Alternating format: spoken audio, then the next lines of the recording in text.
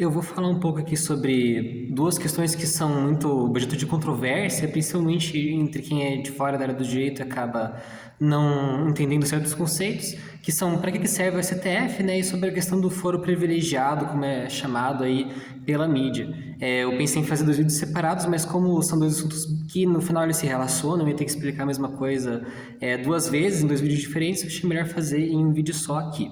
Então vamos lá, vamos falar um pouco sobre isso, né? Então vamos começar falando sobre a questão do STF ali. Então o direito ele é dividido em compartimentos, né? Ele é compartimentalizado.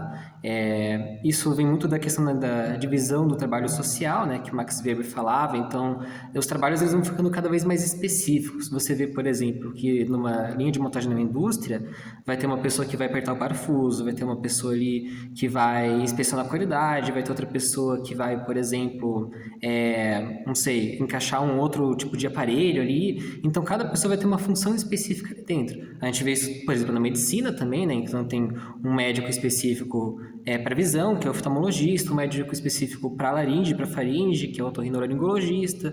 A gente tem um médico específico para, por exemplo, os hormônios, que é o endocrinologista, e assim por diante, né? Então, a tendência é que todas as áreas profissionais sejam divididas ali em compartimentos. E isso não é diferente com o direito também. Então, a gente vê vários tipos de direito diferentes, né, na nossa sociedade.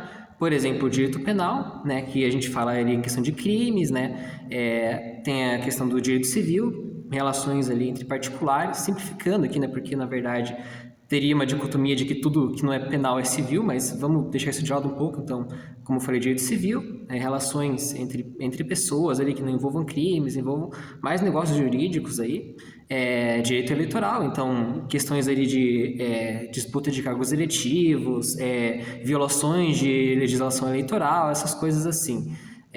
Tem também, por exemplo, o direito militar, que daí é separado também dos outros tribunais, e aí você vai ver essa questão de tribunais específicos voltados para questões desses compartimentos de direito. E um desses outros compartimentos é justamente o direito constitucional.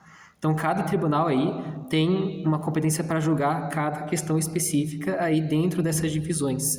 Então, por exemplo, se a gente tem um crime sendo cometido, né, por exemplo, um roubo, né, a gente não vai julgar isso no mesmo lugar onde vai julgar uma violação eleitoral. Por exemplo, um cara ali que ele está distribuindo santinho na rua, uma coisa que é proibida, né, jogando o santinho ali para emporcalhar o chão, enfim, isso é uma coisa que é proibida, isso é uma violação eleitoral. Isso não vai ser julgado pelo mesmo juiz que vai julgar um crime de roubo, né? São coisas diferentes, vão para tribunais diferentes. No caso, essa questão aí do santinho provavelmente vai para um tribunal eleitoral regional, né, do estado específico onde foi cometida essa violação, e a questão do crime ali, de roubo vai para o tribunal penal ali, Tribunal de Justiça daquele estado, né, em alguma vara penal. Então, por mais que normalmente os processos civis e os crimes penais sejam julgados no mesmo tribunal, normalmente vai ter vara civil e vara criminal, né? Assim como também dentro do civil a gente vai dividir, por exemplo, vara de família, vara da infância e juventude, então vai ter uma série de divisões ali para cada área do direito. E o direito constitucional não é diferente. Então, o que a gente fala aqui em direito constitucional? A gente tem normas que prevalecem umas sobre as outras, né? Então, algumas normas elas vão servir de luz, digamos assim, para todas as outras normas. E, no nosso caso, essa norma é a Constituição Federal. A Constituição Federal é a nossa lei máxima, né? E todas as outras leis, todas as demais leis devem seguir a Constituição Federal. Acima da Constituição Federal, a gente só teria, né, a questão ali dos costumes e da moral da sociedade que a Constituição Federal também não poderia violar. Então, a gente tem aqui nessa questão da Constituição Federal, que também coloca ali dentro dela os princípios dos costumes, e é por isso que, por exemplo, o artigo 5º, ele não pode ser revogado, né, porque isso seria uma violação das normas culturais, né, das normas de costumes e da moral da sociedade. Então, o artigo 5º, por isso que ele é uma cláusula pétrea, uma das cláusulas pétreas da Constituição Federal. Então, todas as leis ali, elas têm que obedecer o que diz a Constituição Federal. Nenhuma lei pode ir contra a Constituição, senão essa lei seria inconstitucional. Então, essa é a principal importância do STF, você julgar as matérias ali que tenham a ver com o direito constitucional.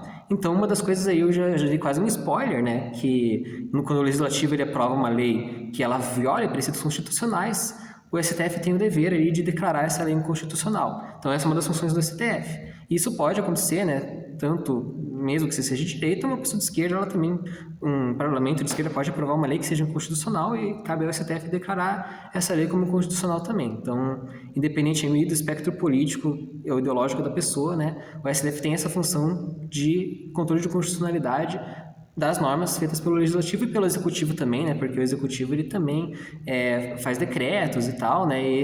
Ou faz indultos, esse tipo de coisa que o Executivo tem a prerrogativa de fazer também pode ser declarado constitucional pelo STF. E o STF não lida só com essas questões aí, né? Como eu falei, controle de constitucionalidade legislativa, né, ou executiva mesmo, ali no resquício do poder legislativo que o executivo também tem, mas o STF também ele pode julgar processos feitos por pessoas da sociedade, né, tipo eu ou você. Então, a gente pode estar com um processo ali correndo na justiça comum e, de repente, a gente fala, aconteceu uma violação aqui da Constituição em algum direito que eu tenho. Então, por exemplo, nesse processo aqui foi violado o meu direito à imagem, foi violado ali o meu direito à vida, meu direito à saúde, etc., coisas assim. Um direito devido ao processo legal, a gente pode entrar com uma ação, né, que a gente chama aí de recurso extraordinário, e esse recurso extraordinário ele vai ser julgado no STF, para que eles averiguem mesmo se houve uma violação de constitucionalidade ali, né? Se realmente algum direito meu constitucional foi violado. Então é importante que a gente tenha o STF justamente para processos envolvendo direito constitucional. Assim como você não vai querer, por exemplo, ser julgado por um crime por um juiz do trabalho, né? Na Justiça do Trabalho, você não vai querer que a matéria constitucional seja julgada na Justiça Criminal, por exemplo, né? As coisas elas são separadas ali, justamente porque você vai ter pessoas que são especialistas ali, né, numa determinada área, juízes ali que vão se especializar em determinado assunto do direito, vão fazer um concurso para aquele assunto determinado ali, e vão se especializar para para julgar aquele assunto específico ali. Então, teoricamente, quem está no STF é especialista na área de direito constitucional. Eu sei que, tudo bem, existem indicações de pessoas que não têm experiência na área, né? Mas no ideal, eu digo, né, que isso seria o funcionamento do STF. Agora, se deveria as pessoas entrar lá para o concurso público ou por alguma outra forma que não seja nomeação do presidente da República, isso já é uma outra discussão. Mas, a princípio, essas são as funções do STF, né, na área do direito constitucional. Então, não tem como não existir STF. Você pode ser contra as posições dos ministros que estão lá hoje em dia, achar que esses ministros, como pessoas ali, né, como agentes públicos, estão se excedendo, fazendo coisas que não deveriam. Isso é um direito seu, mas você não pode defender que o STF não deveria existir, porque onde que vão ser julgados os processos envolvendo o direito constitucional ou onde vai ser feito o controle de constitucionalidade. Isso é uma coisa bem complexa aí, porque se não tiver isso sendo julgado no STF, onde que a gente vai fazer isso, né? Sem controle de constitucionalidade, não dá para ficar assim, né? Senão o país seria uma ditadura do legislativo, né? E a gente também não pode aceitar que isso aconteça. Então, o STF ele tem um papel muito importante para garantir que a Constituição seja cumprida, inclusive, como eu falei, em processos particulares, que você pode entrar lá, caso você tenha direito constitucional violado, isso também é uma coisa muito importante. E a gente precisa da existência de um tribunal assim. Então, se você for criticar o STF, critique pessoas ali que fazem coisas que você discorda, mas não critique de forma que a instituição não deveria existir, né? Ela tem que existir, ela é uma instituição essencial para garantir o funcionamento da democracia. Agora, você criticar o que o ministro faz e tal, isso é um direito seu, desde que você também não cometa difamação, calúnia, injúria, etc., né? Então, é basicamente essa questão aí do STF, né? Agora, falando sobre a questão da prerrogativa de função, né? Que esse é o nome correto do fórum privilegiado. Infelizmente, quando a gente tem um jornalismo não especializado, né? Um jornalismo comum falando sobre direito, sobre ciência, a gente vê eles explicando o conceito de forma errada, né? Então, não é um privilégio, na verdade, né?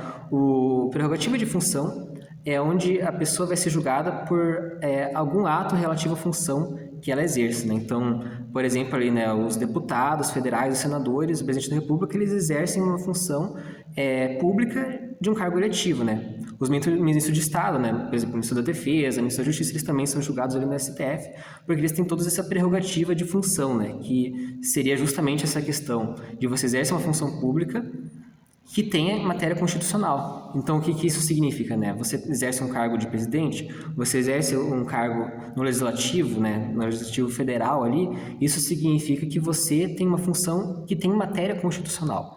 Então, por exemplo, se um presidente da República, se o Lula for hoje e furtar sei lá, furtar o celular de alguém, isso não vai ser julgado no STF porque ele fez isso como um cidadão qualquer e não no exercício de suas funções. Ou se o Lula estiver, por exemplo, num churrasco e chamar o amigo dele de feio e chato, aí amigo processa ele por injúria. Isso também não vai para a STF porque não é uma coisa que ele fez como presidente da República, mas uma coisa que ele fez como um cidadão que qualquer cidadão poderia fazer. Então isso daí sim é uma matéria para ser julgada, né, no tribunal, na justiça comum. Agora, questões ali que ele faça como presidente da República, questões que um deputado federal faça como deputado federal, como ministro de Estado faça, no exercício das funções de ministro de Estado, isso daí sim, daí realmente tem que ser julgado ali no STF porque é de matéria constitucional, que é o caso, por exemplo, do Bolsonaro subtraindo um bem da União, por exemplo, supostamente, né, resguardando juridicamente aqui, quando ele pega ali as joias e alheia, né, ele vende, etc., ou quando o Bolsonaro comete algum abuso tentando, por exemplo, criar instaurar uma ditadura no Brasil para que ele continue na posse mesmo depois de outro cara ter sido eleito, né? Isso também é uma coisa que ele está fazendo no exercício do cargo e também por isso é uma matéria constitucional e deve ser julgada no STF. Então também não é uma questão de um privilégio, é uma questão de qual que é o lugar que vai julgar o crime ou o ato cometido ali, o ilícito, né? Então, assim como como eu já falei várias vezes, né? Se você comete um crime, você rouba, você não vai ser julgado no Justiça do Trabalho. Um presidente, ele comete um ilícito como presidente, ele não vai ser julgado no Tribunal Penal, ele vai ser julgado no STF, porque ele fez isso como presidente da República, no cargo, né? Como um agente público e não como um particular. E isso também não é um privilégio, porque veja bem que daí você tem um direito de recurso bem limitado ali, né? Você pode talvez no máximo recorrer ao plenário ali da STF, mas, por exemplo, você não vai poder recorrer pela mesma quantidade de vezes ou tempo que uma pessoa na justiça comum vai poder recorrer, que eu posso recorrer ali um embargo de declaração, depois eu crio um recurso inominado, se for, sei lá, no juizado especial, aí eu posso depois procurar outro embargo de declaração, aí vem um recurso extraordinário, enfim, eu posso recorrer quantas vezes eu quiser ali, e quando a pessoa está sendo julgada no STF, ela só vai poder recorrer uma vez, né? No máximo, talvez ela possa ter um embargo de declaração ali, alguma coisa do tipo, ou um habeas corpus. Mas o processo vai ser muito mais rápido e ela vai ter que pagar pelo que ela fez de errado muito mais rápido do que se fosse na justiça comum. Então, na verdade, não é bem um privilégio, né? Às vezes até uma questão negativa. Ainda mais no caso, por exemplo, do Bolsonaro, né? Que ele queimou a imagem dele com o STF, então quase ninguém dentro do STF gosta dele, tirando os dois cones que ele colocou ali dentro. Então, para ele não é uma coisa positiva ser jogado no STF. Para muita gente também acaba não sendo por causa dessa questão do direito de recurso. Então, não é um privilégio, né? É uma prerrogativa de função o nome. Então, essa é a importância do STF e esse é o motivo da existência da prerrogativa de função. Você tem direito de ter a opinião que você quiser, mas tem uma opinião embasada, né? Tem uma opinião justamente embasada em fatos e não em achismo. Então, se você quiser continuar sendo contra a prerrogativa de função, se você quiser continuar discordando das posições de ministro do STF, continue fazendo isso, mas agora, pelo menos, você tem um embasamento com esse vídeo para criticar direito e não criticar baseado em fake news, né? Bom, eu vou ficando por aqui. Se inscreva para ter mais vídeos sobre ciência, sobre política ou sobre direito. Fique bem, até mais.